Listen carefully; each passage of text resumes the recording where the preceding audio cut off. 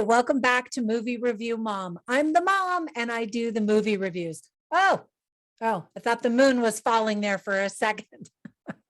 Today, the movie I'm reviewing is called Moonfall, not to be confused with the many books and other movies of the same name. This goofy sci-fi disaster movie is now in theaters nationwide. It's rated PG-13 and it's 2 hours long. Let me give you an overview in a nutshell. I'll point out things I liked, didn't like.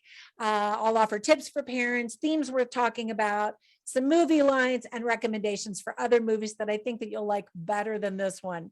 There's kind of a heads up on where I'm going with this review. So in a nutshell, in Moonfall, a mysterious force knocks the moon from its orbit around Earth and sends it hurling on a collision course with life as we know it. With mere weeks before impact and the world on the brink of annihilation, NASA executive and former astronaut Joe Fowler, played by the Academy Award winner Halle Berry, is convinced that she has the key to saving us all, but only one astronaut from her past, Brian Harper, played by Patrick Wilson. We most recently saw him in Midway. I think that's his most recent work. Anyway, I really like him. And a conspiracy theorist, Casey Houseman, played beautifully by John Bradley from Game of Thrones. Believe her. That was a really long sentence. These unlikely heroes will mount an impossible last-ditch mission into space, leaving behind everyone they love, only to find out that our moon is not what we think it is. Dun, dun, dun. So here's a tip to enjoy this action movie. First, turn off your brain and just enjoy the ride. You're probably going to laugh at how bad the movie is, which can actually be kind of fun. So get some popcorn and watch it on the biggest screen that you can. If you get a kick out of director Roland Emmerich's epic disaster movies, like I do, well, here you go. One of my favorites of his, all-time movies of his, is Independence Day. And this film definitely has some elements of that movie, but it is nowhere near as good. So that's definitely going to be one of my recommendations to watch in addition or instead of this one. But let me tell you about the things that I really liked about the movie. As I mentioned, Academy Award winner Halle Berry saves the world. We knew it was going to happen someday, right? She does a good job. John Bradley is definitely, however, the highlight of the movie. Loved his character a lot. Well, I was going to start into all the characters and the flaws. Let me get to that when I tell you the things that I didn't like about the movie. If you love to watch destruction and mayhem, you're definitely going to see a lot in this quick-paced film. And I say quick-paced, a lot of stuff is constantly happening. And I like that in a good disaster movie. The last scene of the movie was really pretty cute. What it meant, where it was going, what it featured, the whole deal. So some people may say, oh, this is ridiculous, and turn it off. But the last scene I thought was good enough to keep watching to the bitter end. There are a lot of moments in this movie that reminded me of highlights from other films kind of like this, like Contact. And I love that movie, as well as a lot of other disaster movies and alien and outer space astronaut types of movies as well. So some people would call that blatant copyright, while others will call it a respectful nod or even an homage. So what do you think about that when movies borrow things from other movies? Comment down below. I would love to hear your take on that. So there were quite a few things that I didn't like about the movie. First of all, one of the characters states, quote, "This is a whole other level of insane," end quote. And yeah, that's what some viewers are saying about this movie too. The plot is super silly with very little logic. There's a lot of science talk, but not much of it really makes a lot of sense or seems plausible. Characters also make illogical decisions, and the consequences are often muted from those decisions, or sometimes we don't even see the consequences. And I don't want to give you spoilers, so I'm not going to give you a lot of details. A lot of the dialogue is very weak, cliched, and even predictable. So much so that when someone says a line, you instantly know what the next line is going to be.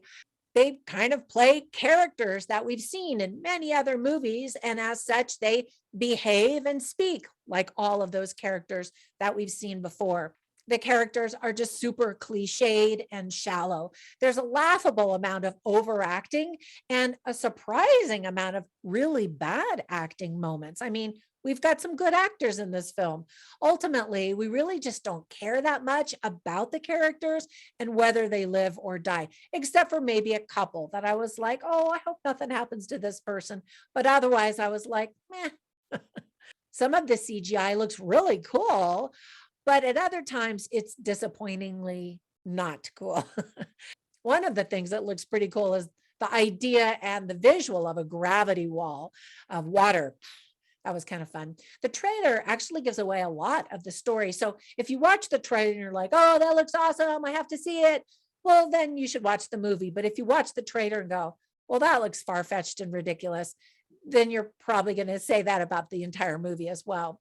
There, and speaking of ridiculous, there's this ridiculous side story about some rednecks that chase after some of the kids of the astronauts, and their actions don't make any sense. And the whole time I was just rolling my eyes like, let's get back to some of the other stuff, because this side story was just sort of annoying.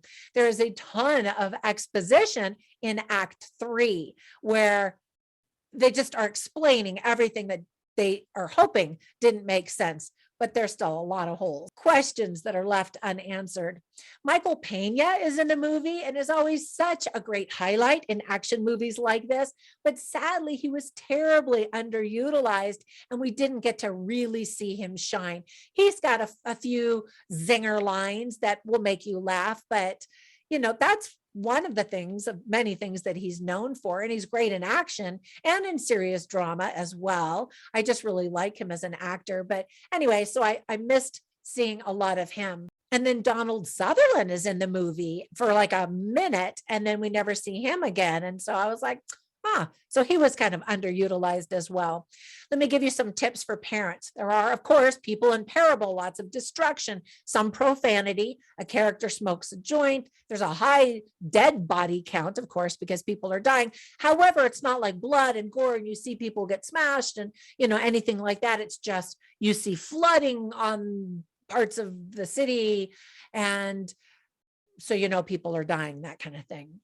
So some themes that are illustrated fairly well in the movie are destruction of planet Earth, science, sciencey stuff, government cover-ups, hope, connection, artificial intelligence, and family. So I always write down funny lines and interesting lines to kind of give you a flavor of the movies that I review. And I write all of them down on my written review at moviereviewmom.com. So you can check them out there. I'll share just a couple of them with you right now. So Halle Berry's character says, the math actually checks out. So it's happening. And they try to convince you that all of this really is scientifically accurate, you know. And then another time she says, the sands in the hourglass are dropping quickly for all of us. And there are a lot of really cheesy lines like that in the movie. So ultimately, my movie review mom grade for Moonfall is D for dumb, although somewhat entertaining because of its cheesiness. So sometimes you just want to laugh at how bad a movie is, and then it actually becomes a fun time. So that's kind of what this movie is like. So before we go, let me give you a couple of recommendations for other movies that I mentioned earlier, Contact and Independence Day, of course, but two other ones that are sort of recent are Gravity. And in fact, it was the opening scene was kind of a deja vu of Gravity. You know, you've got to have some disaster in space and then zoom back to Earth. And so that's what happens, among a few other things. And then another movie is Interstellar, which just because it's all about planets and space and what's happening. And anyway, I really thought that movie was pretty cool too. And then the last one is Apollo 13, as these three astronauts of sorts. One of them's not even an astronaut, you know, are off on this space shuttle and it's missing parts and all this kind of stuff. And they're trying to save the world and, you know, blah, blah, blah. Another one I just now thought of is Armageddon, you know, where they go off in space to try to prevent an asteroid from destroying the world. And that's a really fun one too. I've always got a kick out of that one. All right, that's it. I was trying to wrap this up much faster. My last review was really long, so I'm trying to cut to the chase. Hope you enjoyed this review. And if you watch this movie, I hope you do get a kick out of it and enjoy it. Thank you so much for all of your support. And as always, subscribe and like my videos and tell all your friends. Join me on our Movie Review Mom Facebook group. You can find me on Instagram and even at Patreon. Have a fantastic day, and I will catch you in the next one. Bye for now.